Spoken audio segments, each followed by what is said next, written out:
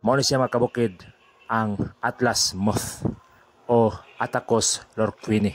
Mahimo ni siyang dako kay nga libangbang mga kabukid. Pero di siya makonsider nga butterfly tungod kay moth ni siya mga kabukid. Pinakadako nga gitawag siya Atlas moth mga kabukid tungod sa kadako siyang lawas. Mura siya membro sa Titan kanang sa Greek mythology. Kasagara mo piyo ni siya mga kabukid sa kahoy nga Gemelina o sa Abana. Mao na yang tae mga kabukid. Dagko-dagko siya mga kabukid. Dayon itom. Pwede kay siya himong fertilizer mga kabukid.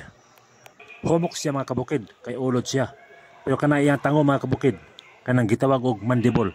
Kusgan kay mga kabukid og hait kayo. Kung mukaon siya dahon mga kabukid, maputol gyud ang dahon mga kabukid. Apil na ang veins sa dahon mga kabukid nga ligon mo na kayo. Atong paminawon ang iyang tango mga kabukid sa panahon sa pagkaon.